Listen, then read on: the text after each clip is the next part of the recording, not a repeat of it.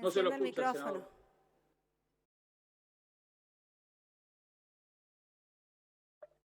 ¿Ahí me escucha, señora Ahora presidenta? sí. Bueno, muchas gracias. Decía que los legisladores no estamos aquí para hacer una interpretación constitucional de las leyes, pero sin embargo debemos hacer un ejercicio que es el que en cada una de nuestras actividades se aplique la Constitución. Y estamos tratando acá un proyecto de ley que previamente ha sido decreto y este ha sido declarado inconstitucional por el máximo tribunal. Y al oficialismo probablemente le molesta que el máximo tribunal haga interpretaciones o fallos, y ahí han surgido una serie de expresiones como gobierno de los jueces. Algún ministro dijo, bueno, si no les gusta la Constitución habría que cambiarla. Otros han planteado que deberían formar un partido político, en fin. A ver, lo que podemos decir que al que no le gusta la Constitución es al gobierno. El maestro Vidal Campo nos plantea siempre que el control de la constitucionalidad se la debe a los jueces, no a los legisladores, no a los administradores, sino son ellos, pero que esto es un gobierno entonces de los jueces. Y desde el punto de vista de la constitucionalidad, si esto implica resguardar la democracia, si esto implica resguardar la república, la división de poderes, en verdad uno no le ve nada de malo en absoluto, y sí creo que la jurisdicción constitucional es la que en modo privativo y excluyente debe tener el control de la misma. La salida del gobierno ha sido que ante este rechazo de la Constitución, plantearlo como un proyecto de ley. Hay un viejo dicho castellano que dice que lo que natura no da, Salamanca no presta. Cualquier alumno de grado en materia de derecho sabe de la pirámide de Kelsen, organización institucional, y sabe que esta está puesta en el artículo 31 de nuestra Constitución Nacional, en donde palabras más, palabras menos, una ley ordinaria no puede sustituir a una Constitución. Y esto es lo que lo escuchamos decir en el propio Palacio de la Moncloa a Pedro Sánchez frente a nuestro presidente de la República.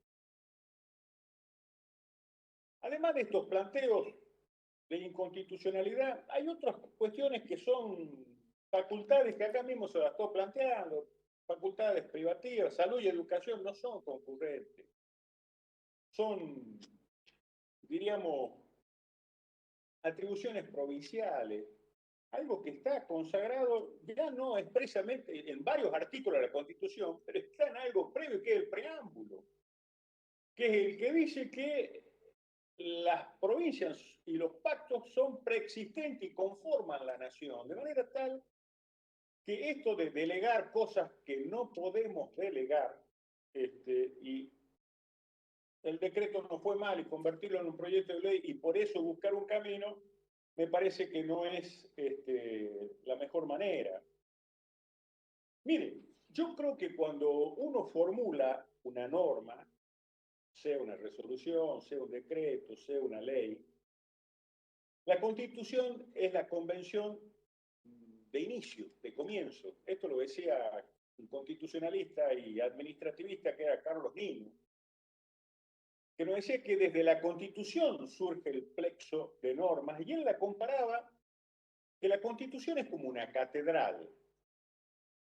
Incluso hablaba de aquella hermosa catedral de la Sagrada Familia de Barcelona, la de Gaudí, donde una catedral va más allá de una generación y en donde en alguna medida los arquitectos que siguen, las generaciones que siguen, deben respetar el diseño, deben respetar el estilo, deben respetar la estructura. Esto no quiere decir que los cambios no deban ser admitidos en los procesos de la formación de las leyes, pero no es posible tampoco que cada gobierno que venga se convierta en arquitecto de sus propias leyes. Es decir, no puede haber un nuevo arquitecto por cada uno de los gobiernos, y hacer las interpretaciones de las normas básicas en las cuales todos hemos tomado la decisión de vivir. Ha habido ejemplos en la historia de excepciones a esto, porque nos diría Sorraquín Becú, él dice que la historia es la ciencia que refleja la personalidad de una nación. En alguna medida nosotros hemos tenido lo otro, es decir, gobernantes con la suma del poder público. A ver, me viene al recuerdo aquel gobernador de la provincia de Buenos Aires que entre el año 1829 y 1851 la legislatura de la provincia le dio la suma del poder público y esto fue 20 años que ocurrieron cosas muy graves en la República Argentina, que es lo que da previamente a la organización de la Constitución. Y uno de los primeros artículos que surge casualmente en la Constitución de 1853 es el famoso artículo 29, que es el que está marcando la prohibición clara de que no puede hacerse este tipo de delegaciones.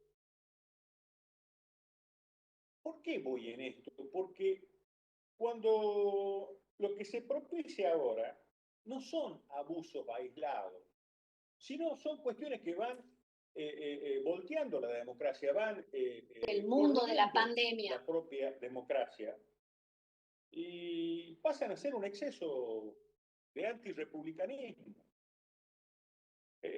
Si esto no damos la medida exacta, pasa a convertirse la democracia republicana en una democracia autoritaria. A veces son términos.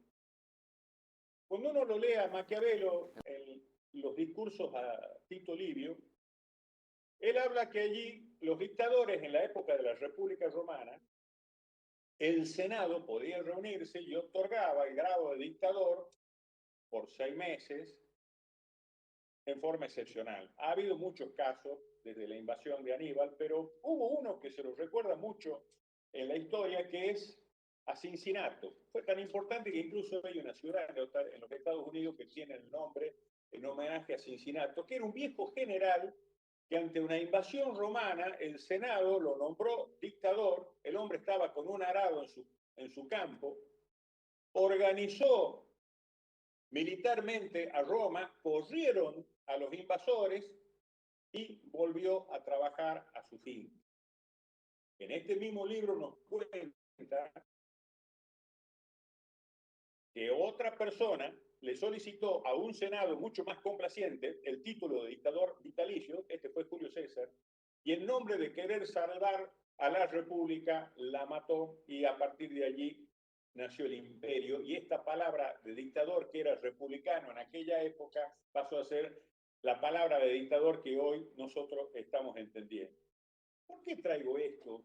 Yo soy de una generación que cuando me tocó varias veces verlo y escucharlo, quizás muchos de los colegas que acá están también lo han escuchado, escuchábamos una marcha militar en la radio, una voz del locutor que decía comunicado número 1, y alguno que nos decía está tomado a Campo de Mayo, y eso era el golpe de Estado. América y gran parte del mundo lo tuvo durante muchos años. Esto ya no ocurre. No ocurre, ya no hay casi golpes de Estado. Hoy los golpes de Estado empiezan con la misma elección. Cuando asumen al gobierno personas que no tienen claros conceptos democráticos, la van debilitando desde adentro. La van debilitando sin esa rapidez de un golpe, la van debilitando a través de hacer laxa las normas. Ya termino, señora presidenta. La van debilitando a través de pequeñas cuestiones que van corroyendo el sistema democrático en sí. Mire, acá tengo un librito que se llama ¿Cómo mueren las democracias? La escribieron dos norteamericanos de la Universidad de Harvard, con miedo de cuando asumió el presidente anterior de los Estados Unidos que iban a perder la democracia. Hicieron un estudio a lo largo y a lo ancho de los distintos lugares del mundo para ver cómo ocurre esto y si las democracias tienen los elementos necesarios para poder preservarse. ¿Y sabe qué? No las hay. no hay normas que cuestionen fundamentalmente cuando no hay una convicción de democracia en el manejo y en el gobierno. Porque, por ejemplo, si le aplicáramos el artículo 29 y dijéramos infames traidores de la patria, no hay pena, no hay castigo. Y algunos dirían, díganme, infame, total, a mí no me interesa. Lo que estas personas pensaron que el miedo que les daba en Estados Unidos, que la democracia con mayor vigencia en el mundo, llevan 200 años, ¿por qué no hubo golpe de Estado en Estados Unidos? Habiendo tenido varias guerras y habiendo tenido una guerra civil terrible. Ellos llegan a una pequeña conclusión. No hubo golpes de Estado en Estados Unidos por dos factores. Uno, la tolerancia mutua o acuerdo entre los partidos políticos rivales, es decir, que cada partido político reconoce la existencia del otro partido político y a partir de allí existe la necesidad de la concordancia. Y el otro elemento, señora presidenta, es la contención. Es que aquel que llega al gobierno, senador, ya termino, tenga contención, es decir, tenga moderación, que evite la tentación de avasallar, que es una cuestión cultural que seguramente en la República Argentina es muy difícil. Y termino con esto, señora presidenta, quizás con una frase lindante a lo procaz. Hay una frase muy popular que dice, la ocasión hacia el ladrón. Y en una época en la que es propicia para robar libertades en nombre del bien superior y un bien común. Cuidémonos los argentinos. Muchas gracias, señor presidente. Gracias, senador. Tiene la palabra senadora Rodríguez Machado.